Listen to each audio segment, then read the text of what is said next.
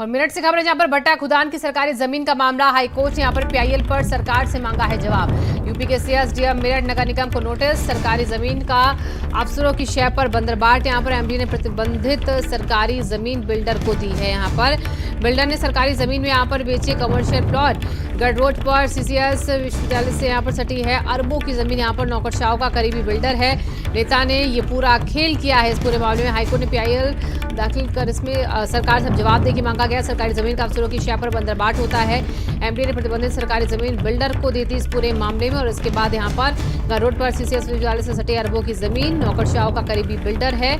और भट्टा खुदान की सरकारी जमीन का ही मामला है जहां पर हाईकोर्ट ने पीआईएल पर सरकार से जवाब मांगा है।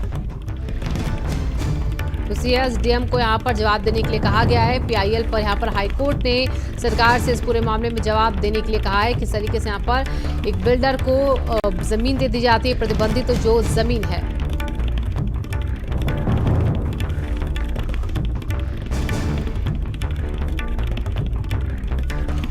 और नरेंद्र हमारे संवाददाता जुड़ चुके हैं ज्यादा जानकारी के साथ इसी खबर पर। नरेंद्र, इस पूरे मामले में अब सरकार से जवाब तलब किया गया है, कब तक जवाब सरकार को देना होगा? बिल्डर जिस तरीके से जमीनें बेच रहा है कमर्शियल।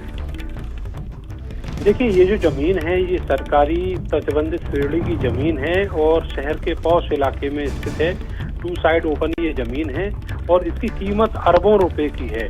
इसमें एडीएम जो प्रशासन थे उनकी जांच रिपोर्ट है बाकायदा और उन्होंने ये साबित किया है कि ये जमीन सरकारी है और इसका जो लैंड यूज है वो किसी भी सूरत में चेंज नहीं किया जा सकता और ये सरकारी प्रयोग की जमीन है। लेकिन इसके बावजूद भी एमडीए ने किसी तरीके से इस जमीन को एक बिल्डर के हाथ सौंप दिया और उसके बाद बिल्डर ने उस जमीन पर कमर्शियल प्लॉट काट के अरबों रुपए कमाए हैं।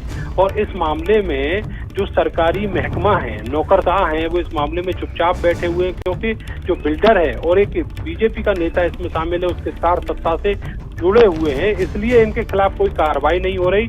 अब स्थिति यह है कि एक पीआईएल, एक आरटीआई एक्टिविस्ट लोकेश खुराना ने हाईकोर्ट में अपील किया है और उस मामले में जो मुख्य सचिव हैं, इसके अलावा डीएम मेरठ और नगर निगम से इसमें हाईकोर्ट ने जवाब तलब किया है, पूरी रिपोर्ट मांगी है, जिसके बाद से प्रशासन, तहसील और नगर निगम में हड़कंप मचा हुआ है। बहुत बहुत शुक्रिया नरेंद्र तमाम जानकारियों के लिए।